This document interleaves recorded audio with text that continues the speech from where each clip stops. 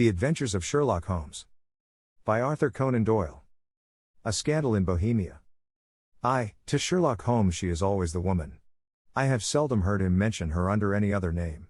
In his eyes she eclipses and predominates the whole of her sex. It was not that he felt any emotion akin to love for Irene Adler. All emotions, and that one particularly, were abhorrent to his cold, precise but admirably balanced mind. He was, I take it, the most perfect reasoning and observing machine that the world has seen, but as a lover he would have placed himself in a false position. He never spoke of the softer passions, save with a jibe and a sneer. They were admirable things for the observer, excellent for drawing the veil from men's motives and actions. But for the trained reasoner to admit such intrusions into his own delicate and finely adjusted temperament was to introduce a distracting factor which might throw a doubt upon all his mental results. Grit in a sensitive instrument, or a crack in one of his own high-power lenses, would not be more disturbing than a strong emotion in a nature such as his. And yet there was but one woman to him, and that woman was the late Irene Adler, of dubious and questionable memory. I had seen little of Holmes lately. My marriage had drifted us away from each other. My own complete happiness, and the home-centered interests which rise up around the man who first finds himself master of his own establishment, were sufficient to absorb all my attention, while Holmes, who loathed every form of society with his whole bohemian soul, remained in our lodgings in Baker Street, buried among his old books, and alternating from week to week between cocaine and ambition, the drowsiness of the drug, and the fierce energy of his own keen nature. He was still, as ever, deeply attracted by the study of crime, and occupied his immense faculties and extraordinary powers of observation in following out those clues, and clearing up those mysteries which had been abandoned as hopeless by the official police. From time to time I heard some vague account of his doings, of his summons to Odessa in the case of the Trepoff murder, of his clearing up of the singular tragedy of the Atkinson brothers at Trincomalee, and finally of the mission which he had accomplished so delicately and successfully for the reigning family of Holland. Beyond these signs of his activity, however, which I merely shared with all the readers of the daily press, I knew little of my former friend and companion.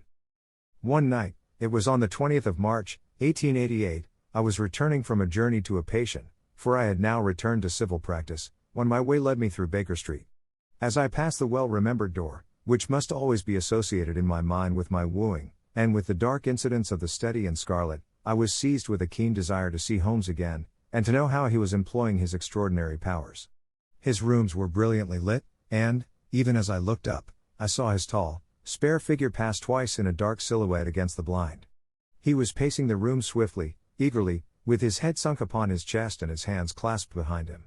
To me, who knew his every mood and habit, his attitude and manner told their own story. He was at work again. He had risen out of his drug-created dreams and was hot upon the scent of some new problem. I rang the bell and was shown up to the chamber which had formerly been in part my own. His manner was not effusive. It seldom was, but he was glad, I think, to see me. With hardly a word spoken, but with a kindly eye, he waved me to an armchair, threw across his case of cigars, and indicated a spirit case and a gasogene in the corner. Then he stood before the fire and looked me over in his singular introspective fashion. "Wedlock suits you," he remarked. "I think, Watson, that you have put on 7.5 pounds since I saw you." 7. I answered. "Indeed, I should have thought a little more. Just a trifle more, I fancy, Watson. And in practice again, I observe. You did not tell me that you intended to go into harness." "Then, how do you know?" "I see it, I deduce it. How do I know that you have been getting yourself very wet lately, and that you have a most clumsy and careless servant girl?" "My dear Holmes," said I, "this is too much. You would certainly have been burned, had you lived a few centuries ago. It is true that I had a country walk on Thursday and came home in a dreadful mess, but as I have changed my clothes I can't imagine how you deduce it. As to Mary Jane, she is incorrigible, and my wife has given her notice, but there, again, I fail to see how you work it out." He chuckled to himself and rubbed his long, nervous hands together. "It is simplicity itself," said he. "My eyes tell me that on the inside of your left shoe, just where the firelight strikes it, the leather is scored by 6 almost parallel cuts. Obviously they have been caused by someone who has very carelessly scraped round the edges of the sole in order to remove crusted mud from it. Hence, you see, my double deduction that you had been out in vile weather, and that you had a particularly malignant boot-slitting specimen of the London slavey. As to your practice, if a gentleman walks into my room smelling of iodoform, with a black mark of nitrate of silver upon his right forefinger, and a bulge on the right side of his top hat to show where he has secreted his stethoscope, I must be dull, indeed, if I do not pronounce him to be an active member of the medical profession. I could not help laughing at the ease with which he explained his process of deduction.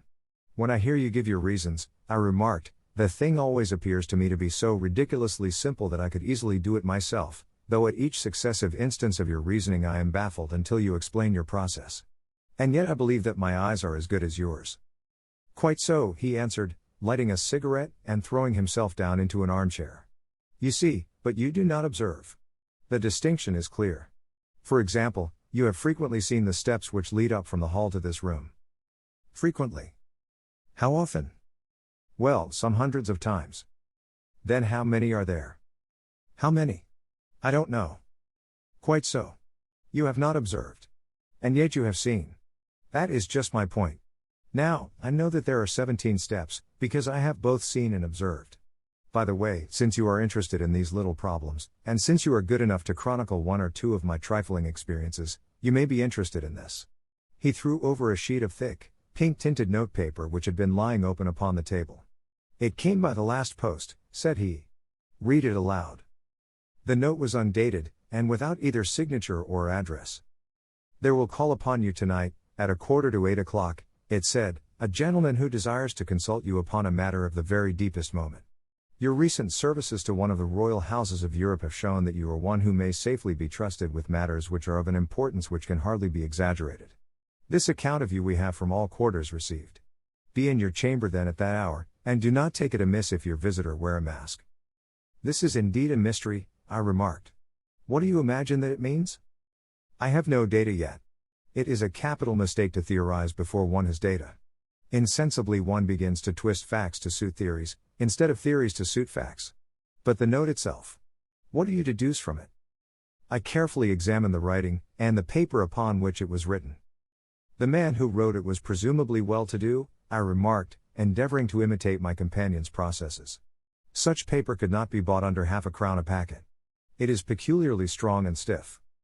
Peculiar, that is the very word, said Holmes. It is not an English paper at all. Hold it up to the light. I did so, and saw a large E with a small g, a P, and a large G with a small t woven into the texture of the paper. What do you make of that? Asked Holmes. The name of the maker, no doubt, or his monogram, rather. Not at all. The G with the small t stands for Gesellschaft, which is the German for company. It is a customary contraction like our co. P, of course, stands for papier. Now for the egg. Let us glance at our Continental Gazetteer. He took down a heavy brown volume from his shelves. Eglo, Eglinets, here we are, Egria. It is in a German-speaking country, in Bohemia, not far from Carlsbad. Remarkable as being the scene of the death of Wallenstein, and for its numerous glass factories and paper mills. Ha, my boy, what do you make of that? His eyes sparkled, and he sent up a great blue triumphant cloud from his cigarette. The paper was made in Bohemia, I said. Precisely. And the man who wrote the note is a German. Do you note the peculiar construction of the sentence, this account of you we have from all quarters received? A Frenchman or Russian could not have written that. It is the German who is so uncourteous to his verbs. It only remains, therefore, to discover what is wanted by this German who writes upon Bohemian paper and prefers wearing a mask to showing his face. And here he comes, if I am not mistaken, to resolve all our doubts. As he spoke there was the sharp sound of horses' hoofs and grating wheels against the curb, followed by a sharp pull at the bell. Holmes whistled. A pair, by the sound, said he. Yes, he continued, glancing out of the window. A nice little brougham and a pair of beauties. 150 guineas apiece. There's money in this case, Watson, if there is nothing else. I think that I had better go, Holmes. Not a bit, Doctor. Stay where you are. I am lost without my Boswell. And this promises to be interesting. It would be a pity to miss it. But your client? Never mind him. I may want your help, and so may he. Here he comes. Sit down in that armchair, Doctor, and give us your best attention. A slow and heavy step, which had been heard upon the stairs and in the passage, paused immediately outside the door. Then there was a loud and authoritative tap. Come in, said Holmes. A man entered who could hardly have been less than 6 feet 6 inches in height, with the chest and limbs of a Hercules. His dress was rich with a richness which would, in England, be looked upon as akin to bad taste. Heavy bands of astrakhan were slashed across the sleeves and fronts of his double-breasted coat, while the deep blue cloak which was thrown over his shoulders was lined with flame-colored silk and secured at the neck with a brooch which consisted of a single flaming barrel. Boots which extended halfway up his calves, and which were trimmed at the tops with rich brown fur, completed the impression of barbaric opulence which was suggested by his whole appearance. He carried a broad-brimmed hat in his hand, while he wore across the upper part of his face, extending down past the cheekbones, a black visored mask, which he had apparently adjusted that very moment, for his hand was still raised to it as he entered. From the lower part of the face he appeared to be a man of strong character, with a thick, hanging lip, and a long, straight chin suggestive of resolution pushed to the length of obstinacy. "You had my note?" he asked with a deep harsh voice and a strongly marked German accent. "I told you that I would call." He looked from one to the other of us, as if uncertain which to address. "Pray take a seat," said Holmes. "This is my friend and colleague, Dr. Watson, who is occasionally good enough to help me in my cases. Whom have I the honor to address?" "You may address me as the Count von Krom, a Bohemian nobleman. I understand that this gentleman, your friend, is a man of honor and discretion, whom I may trust with a matter of the most extreme importance. If not, I should much prefer to communicate with you alone." I rose to go, but Holmes caught me by the wrist and pushed me back into my chair. "It is both, or none," said he. "You may say before this gentleman anything which you may say to me." The Count shrugged his broad shoulders. "Then I must begin," said he, "by binding you both to absolute secrecy for 2 years. At the end of that time the matter will be of no importance. At present it is not too much to say that it is of such weight it may have an influence upon European history." "I promise," said Holmes. "And I." "You will excuse this mask," continued our strange visitor. "The august person who employs me wishes his agent to be unknown to you, and I may confess at once that the title by which I have just called myself is not exactly my own." "I was aware of it," said Holmes dryly. "The circumstances are of great delicacy, and every precaution has to be taken to quench what might grow to be an immense scandal and seriously compromise one of the reigning families of Europe. To speak plainly, the matter implicates the great house of Ormstein, hereditary kings of Bohemia." "I was also aware of that," murmured Holmes, settling himself down in his armchair and closing his eyes. Our visitor glanced with some apparent surprise at the languid, lounging figure of the man who had been no doubt depicted to him as the most incisive reasoner and most energetic agent in Europe. Holmes slowly reopened his eyes and looked impatiently at his gigantic client. "If your Majesty would condescend to state your case," he remarked, "I should be better able to advise you." The man sprang from his chair and paced up and down the room in uncontrollable agitation. Then, with a gesture of desperation, he tore the mask from his face and hurled it upon the ground. "You are right," he cried, "I am the king. Why should I attempt to conceal it?" "Why, indeed?" murmured Holmes. "Your Majesty had not spoken before I was aware that I was addressing Wilhelm Gottsreich Sigismund von Ormstein, Grand Duke of Kassel-Felstein, and hereditary King of Bohemia." "But you can understand," said our strange visitor, sitting down once more and passing his hand over his high white forehead, "you can understand that I am not accustomed to doing such business in my own person. Yet the matter was so delicate that I could not confide it to an agent without putting myself in his power.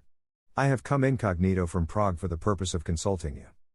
"Then, pray consult," said Holmes, shutting his eyes once more. "The facts are briefly these. Some 5 years ago, during a lengthy visit to Warsaw, I made the acquaintance of the well-known adventuress, Irene Adler. The name is no doubt familiar to you." "Kindly look her up in my index, Doctor," murmured Holmes without opening his eyes. For many years he had adopted a system of docketing all paragraphs concerning men and things, so that it was difficult to name a subject or a person on which he could not at once furnish information. In this case, I found her biography sandwiched in between that of a Hebrew rabbi and that of a staff commander who had written a monograph upon the deep-sea fishes.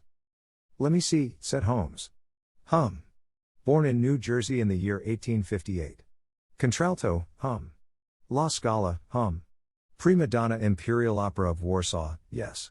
Retired from operatic stage, Living in London, quite so. Your Majesty, as I understand, became entangled with this young person, wrote her some compromising letters, and is now desirous of getting those letters back." "Precisely so. But how? Was there a secret marriage?" "None." "No legal papers or certificates?" "None." "Then I fail to follow your Majesty. If this young person should produce her letters for blackmailing or other purposes, how is she to prove their authenticity?" "There is the writing." Pooh. Forgery." "My private notepaper." "Stolen." My own seal. Imitated. My photograph. Bought. We were both in the photograph. Oh, dear. That is very bad. Your Majesty has indeed committed an indiscretion. I was mad, insane. You have compromised yourself seriously. I was only Crown Prince then. I was young. I am but 30 now. It must be recovered. We have tried and failed. Your Majesty must pay. It must be bought. She will not sell. Stolen, then. 5 attempts have been made. Twice burglars in my pay ransacked her house. Once we diverted her luggage when she traveled. Twice she has been waylaid.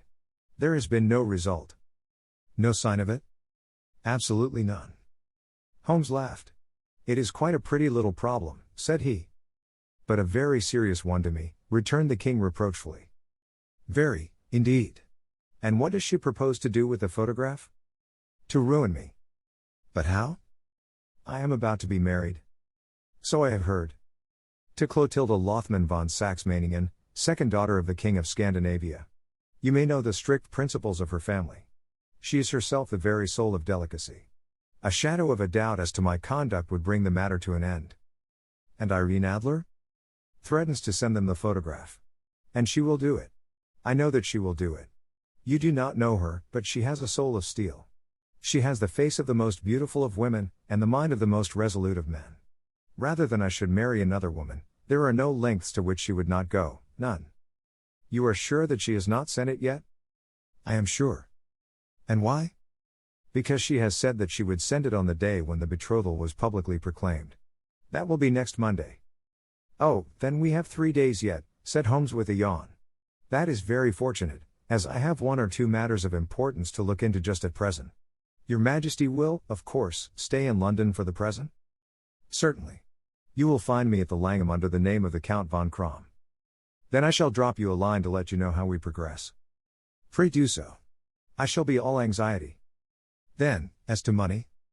You have carte blanche. Absolutely? I tell you that I would give one of the provinces of my kingdom to have that photograph. And for present expenses? The king took a heavy chamois leather bag from under his cloak and laid it on the table.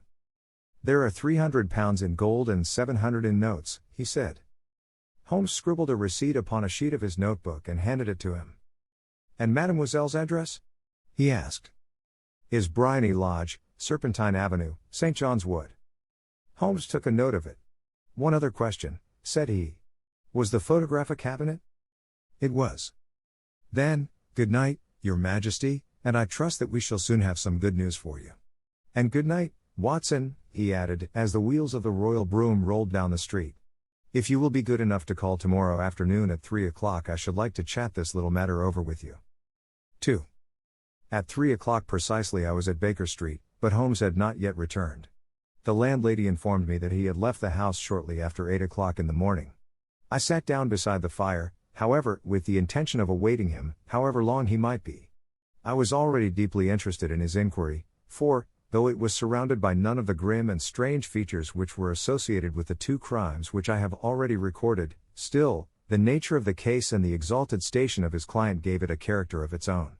Indeed, apart from the nature of the investigation which my friend had on hand, there was something in his masterly grasp of a situation, and his keen, incisive reasoning, which made it a pleasure to me to study his system of work, and to follow the quick, subtle methods by which he disentangled the most inextricable mysteries. So accustomed was I to his invariable success that the very possibility of his failing had ceased to enter into my head. It was close upon 4 before the door opened, and a drunken-looking groom, ill-kempt and side-whiskered, with an inflamed face and disreputable clothes, walked into the room. Accustomed as I was to my friend's amazing powers in the use of disguises, I had to look 3 times before I was certain that it was indeed he. With a nod he vanished into the bedroom, whence he emerged in 5 minutes tweed-suited and respectable, as of old. Putting his hands into his pockets, he stretched out his legs in front of the fire and laughed heartily for some minutes.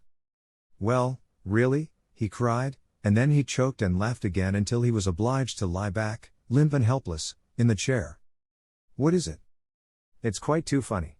I am sure you could never guess how I employed my morning, or what I ended by doing. I can't imagine.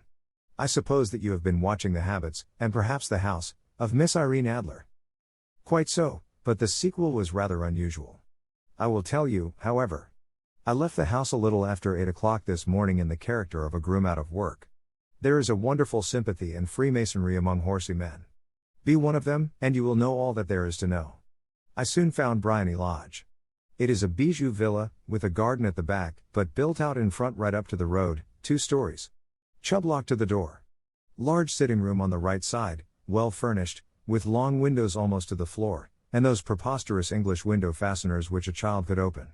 Behind there was nothing remarkable, save that the passage window could be reached from the top of the coach house. I walked round it and examined it closely from every point of view, but without noting anything else of interest. I then lounged down the street and found, as I expected, that there was a mews in a lane which runs down by one wall of the garden. I lent the ostlers a hand in rubbing down their horses, and received in exchange 2d, a glass of half and half, 2 fills of shag tobacco, and as much information as I could desire about Miss Adler, to say nothing of half a dozen other people in the neighborhood in whom I was not in the least interested, but whose biographies I was compelled to listen to. And what of Irene Adler? I asked. Oh, she has turned all the men's heads down in that part. She is the daintiest thing under a bonnet on this planet. So say the Serpentine Mews, to a man. She lives quietly, sings at concerts, drives out at 5 every day, and returns at 7 sharp for dinner. Seldom goes out at other times, except when she sings. Has only one male visitor, but a good deal of him. He is dark, handsome, and dashing, never calls less than once a day, and often twice. He is a Mr. Godfrey Norton, of the Inner Temple. See the advantages of a cabman as a confidant. They had driven him home a dozen times from Serpentine Mews, and knew all about him. When I had listened to all they had to tell, I began to walk up and down near Bryony Lodge once more, and to think over my plan of campaign. This Godfrey Norton was evidently an important factor in the matter. He was a lawyer. That sounded ominous. What was the relation between them, and what the object of his repeated visits?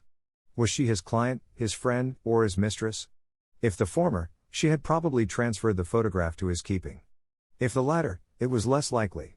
On the issue of this question depended whether I should continue my work at Bryony Lodge, or turn my attention to the gentlemen's chambers in the Temple. It was a delicate point, and it widened the field of my inquiry. I fear that I bore you with these details, but I have to let you see my little difficulties, if you are to understand the situation. I am following you closely, I answered. I was still balancing the matter in my mind when a hansom cab drove up to Bryony Lodge, and a gentleman sprang out. He was a remarkably handsome man, dark, aquiline, and mustached, evidently the man of whom I had heard.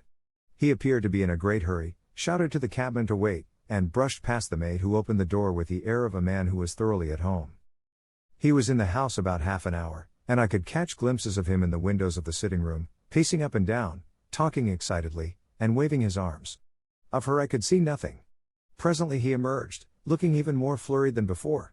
As he stepped up to the cab, he pulled a gold watch from his pocket and looked at it earnestly. Drive like the devil, he shouted, first to Gross and Hankey's in Regent Street, and then to the Church of St. Monica in the Edgware Road. Half a guinea if you do it in 20 minutes. Away they went, and I was just wondering whether I should not do well to follow them when up the lane came a neat little landau, the coachman with his coat only half buttoned, and his tie under his ear, while all the tags of his harness were sticking out of the buckles. It hadn't pulled up before she shot out of the hall door and into it.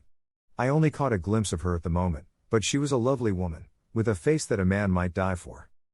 The Church of St. Monica, John, she cried, and half a sovereign if you reach it in 20 minutes. This was quite too good to lose, Watson. I was just balancing whether I should run for it, or whether I should perch behind her landau when a cab came through the street. The driver looked twice at such a shabby fare, but I jumped in before he could object. The Church of St. Monica, said I, and half a sovereign if you reach it in 20 minutes. It was 25 minutes to 12, and of course it was clear enough what was in the wind. My cabby drove fast. I don't think I ever drove faster, but the others were there before us. The cab and the landau with their steaming horses were in front of the door when I arrived. I paid the man and hurried into the church. There was not a soul there save the 2 whom I had followed and a surpliced clergyman, who seemed to be expostulating with them. They were all 3 standing in a knot in front of the altar. I lounged up the side aisle like any other idler who has dropped into a church. Suddenly, to my surprise, the 3 at the altar faced round to me, and Godfrey Norton came running as hard as he could towards me. Thank God, he cried. You'll do. Come. Come. What then? I asked. Come, man, come, only 3 minutes, or it won't be legal. I was half dragged up to the altar, and before I knew where I was, I found myself mumbling responses which were whispered in my ear, and vouching for things of which I knew nothing, and generally assisting in the secure tying up of Irene Adler, spinster, to Godfrey Norton, bachelor. It was all done in an instant, and there was the gentleman thanking me on the one side and the lady on the other, while the clergyman beamed on me in front. It was the most preposterous position in which I ever found myself in my life, and it was the thought of it that started me laughing just now. It seems that there had been some informality about their license, that the clergyman absolutely refused to marry them without a witness of some sort, and at my lucky appearance saved the bridegroom from having to sally out into the streets in search of a best man. The bride gave me a sovereign, and I mean to wear it on my watch chain in memory of the occasion. "This is a very unexpected turn of affairs," said I, "and what then?" Well, I found my plans very seriously menaced. It looked as if the pair might take an immediate departure, and so necessitate very prompt and energetic measures on my part. At the church door, however, they separated, he driving back to the temple, and she to her own house. "I shall drive out in the park at 5 as usual," she said as she left him. I heard no more. They drove away in different directions, and I went off to make my own arrangements. "Which are?" "Some cold beef and a glass of beer," he answered, ringing the bell. "I have been too busy to think of food, and I am likely to be busier still this evening. By the way, Doctor, I shall want your cooperation." "I shall be delighted." "You don't mind breaking the law?" "Not in the least." "Nor running a chance of arrest?" "Not in a good cause." "Oh, the cause is excellent." "Then I am your man." "I was sure that I might rely on you." "But what is it you wish?" "When Mrs. Turner has brought in the tray, I will make it clear to you.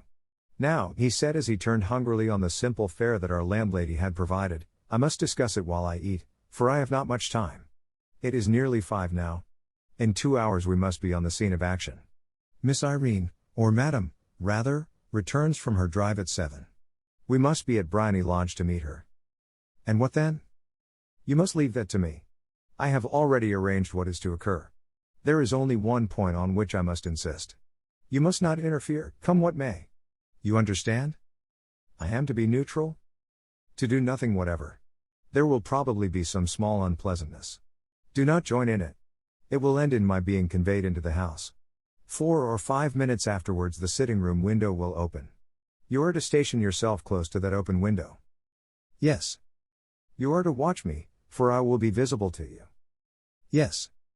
"And when I raise my hand, so, you will throw into the room what I give you to throw, and will, at the same time, raise the cry of fire. You quite follow me?" "Entirely." "It is nothing very formidable," he said, taking a long cigar-shaped roll from his pocket. "It is an ordinary plumber's smoke rocket, fitted with a cap at either end to make it self-lighting. Your task is confined to that. When you raise your cry of fire, it will be taken up by quite a number of people. You may then walk to the end of the street, and I will rejoin you in 10 minutes. I hope that I have made myself clear. I am to remain neutral, to get near the window, to watch you, and at the signal to throw in this object, then to raise the cry of fire, and to wait you at the corner of the street." "Precisely." "Then you may entirely rely on me." "That is excellent. I think, perhaps, it is almost time that I prepare for the new role I have to play." He disappeared into his bedroom and returned in a few minutes in the character of an amiable and simple-minded nonconformist clergyman. His broad black hat, his baggy trousers, his white tie, his sympathetic smile, and general look of peering and benevolent curiosity were such as Mr. John Hare alone could have equaled. It was not merely that Holmes changed his costume. His expression, his manner, his very soul seemed to vary with every fresh part that he assumed. The stage lost a fine actor, even as science lost an acute reasoner, when he became a specialist in crime. It was 6:15 when we left Baker Street, and it still wanted 10 minutes to the hour when we found ourselves in Serpentine Avenue. It was already dusk, and the lamps were just being lighted as we paced up and down in front of Bryony Lodge, waiting for the coming of its occupant. The house was just such as I had pictured it from Sherlock Holmes' succinct description, but the locality appeared to be less private than I expected. On the contrary, for a small street in a quiet neighborhood, it was remarkably animated. There was a group of shabbily dressed men smoking and laughing in a corner, a scissors grinder with his wheel, 2 guardsmen who were flirting with a nurse girl, and several well-dressed young men who were lounging up and down with cigars in their mouths. "You see," remarked Holmes, as we paced to and fro in front of the house, "this marriage rather simplifies matters. The photograph becomes a double-edged weapon now. The chances are that she would be as averse to its being seen by Mr. Godfrey Norton, as our client is to its coming to the eyes of his princess. Now the question is, where are we to find the photograph? Where, indeed? It is most unlikely that she carries it about with her. It is cabinet size. Too large for easy concealment about a woman's dress. She knows that the king is capable of having her waylaid and searched. 2 attempts of the sort have already been made. We may take it, then, that she does not carry it about with her. Where, then? Her banker or her lawyer. There is that double possibility. But I am inclined to think neither. Women are naturally secretive, and they like to do their own secreting. Why should she hand it over to anyone else? She could trust her own guardianship, but she could not tell what indirect or political influence might be brought to bear upon a businessman.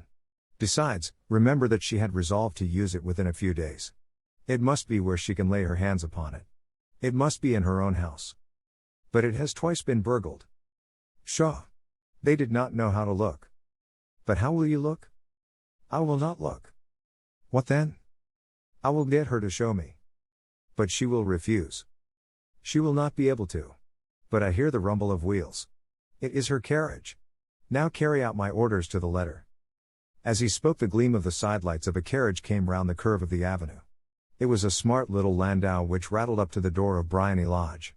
As it pulled up, one of the loafing men at the corner dashed forward to open the door in the hope of earning a copper, but was elbowed away by another loafer, who had rushed up with the same intention. A fierce quarrel broke out, which was increased by the 2 guardsmen, who took sides with one of the loungers, and by the scissors grinder, who was equally hot upon the other side. A blow was struck, and in an instant the lady, who had stepped from her carriage, was the center of a little knot of flushed and struggling men, who struck savagely at each other with their fists and sticks. Holmes dashed into the crowd to protect the lady, but, just as he reached her, he gave a cry and dropped to the ground, with the blood running freely down his face. At his fall the guardsmen took to their heels in one direction and the loungers in the other, while a number of better-dressed people, who had watched the scuffle without taking part in it, crowded in to help the lady and to attend to the injured man. Irene Adler, as I will still call her, had hurried up the steps, but she stood at the top with her superb figure outlined against the lights of the hall, looking back into the street. "Is the poor gentleman much hurt?" she asked. "He is dead," cried several voices. No, there's life in him," shouted another. "But he'll be gone before you can get him to hospital." "He's a brave fellow," said a woman. "They would have had the lady's purse and watch if it hadn't been for him. They were a gang, and a rough one, too. Ah, he's breathing now. He can't lie in the street. May we bring him in, marm?" "Surely. Bring him into the sitting room. There is a comfortable sofa. This way, please." Slowly and solemnly he was borne into Bryony Lodge and laid out in the principal room, while I still observed the proceedings from my post by the window. The lamps had been lit, but the blinds had not been drawn, so that I could see Holmes as he lay upon the couch. I do not know whether he was seized with compunction at that moment for the part he was playing, but I know that I never felt more heartily ashamed of myself in my life than when I saw the beautiful creature against whom I was conspiring, or the grace and kindliness with which she waited upon the injured man. And yet it would be the blackest treachery to Holmes to draw back now from the part which he had entrusted to me. I hardened my heart, and took the smoke rocket from under my ulster. After all, I thought, we are not injuring her. We are but preventing her from injuring another. Holmes had sat up upon the couch, and I saw him motion like a man who is in need of air. A maid rushed across and threw open the window. At the same instant I saw him raise his hand, and at the signal I tossed my rocket into the room with a cry of fire. The word was no sooner out of my mouth than the whole crowd of spectators, well dressed and ill, gentlemen, ostlers, and servant maids, joined in a general shriek of fire. Thick clouds of smoke curled through the room and out at the open window. I caught a glimpse of rushing figures, and a moment later the voice of Holmes from within assuring them that it was a false alarm. Slipping through the shouting crowd I made my way to the corner of the street, and in 10 minutes was rejoiced to find my friend's arm in mine, and to get away from the scene of uproar. He walked swiftly and in silence for some few minutes until we had turned down one of the quiet streets which lead towards the Edgware Road. "You did it very nicely, Doctor," he remarked. "Nothing could have been better. It is all right. You have the photograph?" "I know where it is." "And how did you find out?" "She showed me, as I told you she would." "I am still in the dark." "I do not wish to make a mystery," said he, laughing. "The matter was perfectly simple. You, of course, saw that everyone in the street was an accomplice. They were all engaged for the evening." I guessed as much. Then, when the row broke out, I had a little moist red paint in the palm of my hand. I rushed forward, fell down, clapped my hand to my face, and became a piteous spectacle. It is an old trick. That also I could fathom. Then they carried me in. She was bound to have me in. What else could she do? And into her sitting room, which was the very room which I suspected. It lay between that and her bedroom, and I was determined to see which. They laid me on a couch, I motioned for air, they were compelled to open the window, and you had your chance. How did that help you? It was all important. When a woman thinks that her house is on fire, her instinct is at once to rush to the thing which she values most. It is a perfectly overpowering impulse, and I have more than once taken advantage of it. In the case of the Darlington substitution scandal it was of use to me, and also in the Arnsworth Castle business. A married woman grabs at her baby, an unmarried one reaches for her jewel box. Now it was clear to me that Our Lady of today had nothing in the house more precious to her than what we are in quest of. She would rush to secure it. The alarm of fire was admirably done. The smoke and shouting were enough to shake nerves of steel. She responded beautifully. The photograph is in a recess behind a sliding panel just above the right bell pull. She was there in an instant, and I caught a glimpse of it as she half drew it out. When I cried out that it was a false alarm, she replaced it, glanced at the rocket, rushed from the room, and I have not seen her since. I rose, and, making my excuses, escaped from the house. I hesitated whether to attempt to secure the photograph at once, but the coachman had come in, and as he was watching me narrowly, it seemed safer to wait. A little over-precipitance may ruin all. And now? I asked. Our quest is practically finished. I shall call with the king tomorrow, and with you, if you care to come with us. We will be shown into the sitting room to wait for the lady, but it is probable that when she comes she may find neither us nor the photograph. It might be a satisfaction to His Majesty to regain it with his own hands. And when will you call? At 8 in the morning. She will not be up, so that we shall have a clear field. Besides, we must be prompt, for this marriage may mean a complete change in her life and habits. I must wire to the king without delay. We had reached Baker Street and had stopped at the door. He was searching his pockets for the key when someone passing said, "Good night, Mr. Sherlock Holmes." There were several people on the pavement at the time, but the greeting appeared to come from a slim youth in an ulster who had hurried by. "I've heard that voice before," said Holmes, staring down the dimly lit street. "Now, I wonder who the deuce that could have been." 3. I slept at Baker Street that night, and we were engaged upon our toast and coffee in the morning when the King of Bohemia rushed into the room. "You have really got it," he cried, grasping Sherlock Holmes by either shoulder and looking eagerly into his face. "Not yet. But you have hopes?" "I have hopes." "Then, come. I am all impatience to be gone."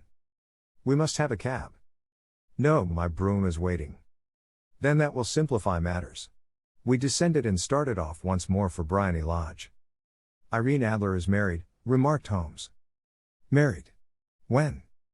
"Yesterday." "But to whom?" "To an English lawyer named Norton." "But she could not love him." "I am in hopes that she does." "And why in hopes?" "Because it would spare your Majesty all fear of future annoyance. If the lady loves her husband, she does not love your Majesty. If she does not love your Majesty, there is no reason why she should interfere with your Majesty's plan." "It is true. And yet. Well. I wish she had been of my own station. What a queen she would have made." He relapsed into a moody silence, which was not broken until we drew up in Serpentine Avenue. The door of Briony Lodge was open, and an elderly woman stood upon the steps. She watched us with a sardonic eye as we stepped from the brougham. "Mr. Sherlock Holmes, I believe?" said she. "I am Mr. Holmes," answered my companion, looking at her with a questioning and rather startled gaze. "Indeed. My mistress told me that you were likely to call. She left this morning with her husband by the 5:15 train from Charing Cross for the Continent." "What?" Sherlock Holmes staggered back, white with chagrin and surprise. "Do you mean that she has left England? Never to return?" "And the papers?" asked the king hoarsely. "All is lost." "We shall see." He pushed past the servant and rushed into the drawing room, followed by the king and myself. The furniture was scattered about in every direction, with dismantled shelves and open drawers, as if the lady had hurriedly ransacked them before her flight. Holmes rushed at the bell pull, tore back a small sliding shutter, and, plunging in his hand, pulled out a photograph and a letter. The photograph was of Irene Adler herself in evening dress, the letter was superscribed to Sherlock Holmes, Esquire to be left till called for.